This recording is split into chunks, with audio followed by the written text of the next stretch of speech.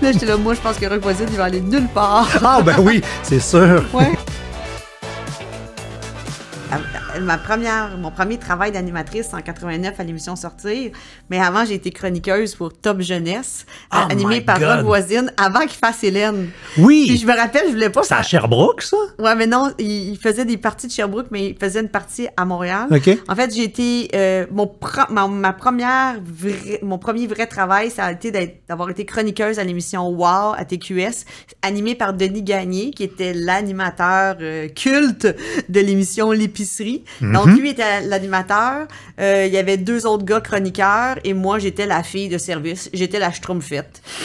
Comme dirait Martine Delvaux, là, dans le Boys Club, j'étais la Schtroumpfette. Ça prenait une fille, c'était moi. Et évidemment, moi, j'avais la chronique mode. Parce que c'est ça qu'on donnait à la fille. Ouais. C'est vraiment une autre époque, un autre siècle. Oui, clairement. Ça a l'air dur à croire. Puis moi, j'avais pas le goût de juste parler de mode, mais c'est quand même grâce à ça que j'ai rencontré Céline Dion alors qu'on avait toutes les deux 18 ans, parce qu'elle avait changé de look.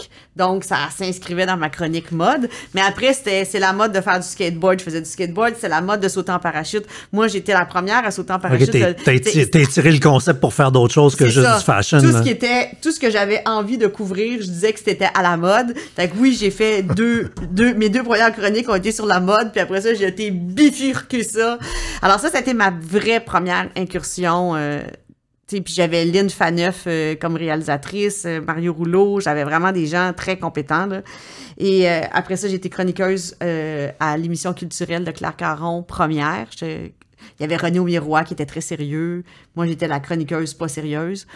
Après ça, j'étais aussi chroniqueuse en même temps à l'émission Marguerite et compagnie avec Marguerite Blais. Et là, René Gilbert, qui dirigeait TQS, m'a proposé d'aller travailler aussi avec Rock Voisine. Mais moi, j'étais là, non, moi, je trouve ça quétaine, cette émission-là. Là, j'étais là, moi, je pense que Rock Voisine, il va aller nulle part. Ah, ben oui, c'est sûr. Ouais. Écoute. J'ai vraiment dit ça. Ouais. Mais c'était avant Hélène. Oui, c'était avant Hélène, puis je trouvais que tout était bien quétaine dans cette émission-là. Puis il m'avait dit que... Mais ça l'était, effectivement. Oui, c'était quétaine. C'était quétaine. C'était vraiment quétaine. Son linge était quétaine, le look était quétaine, tout était quétaine. Tout l'éclairage, il n'y a rien qui marchait. Ça faisait télé de région, comme dans le temps. Puis dans le temps, il y avait vraiment une grosse différence entre la télé de Montréal et la télé de région, puis ça lookait télé de région. Mais moi, j'aime la télévision en région. Je l'ai toujours aimée, puis j'aime aussi la radio régionale. J'aime les hebdos régionaux. Moi, je suis une adepte de lire les hebdos régionaux parce que je trouve qu'il y a quelque chose de plus concret dans ces médias-là que dans les nôtres où tu sais, des fois... On est complètement déconnecté du public. Mais c'était quétaine pour toutes sortes d'autres raisons, moi, je trouve. Bref, c'était mon patron, puis il m'avait dit, j'aimerais ça que tu le fasses. Donc, je l'avais fait. Puis je me rappelle quand même, la fois où il a fait Hélène en répétition, je m'étais dit, hey, ça va marcher quand même, cette toune-là. J'étais pas totalement abruti, François. J'avais comme des petits élans de... il est quétaine, mais il y a une bonne toune. C'est ça, il est quétaine, mais il y a une bonne toune. Et puis après ça, il y a eu la Rock Voisine Mania. Puis on a même eu le même manager pendant un certain temps.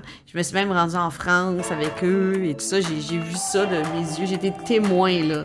J'étais vraiment une témoin privilégiée de la folie Rock Voisine. On ne soupçonne pas aujourd'hui ce que ça peut être.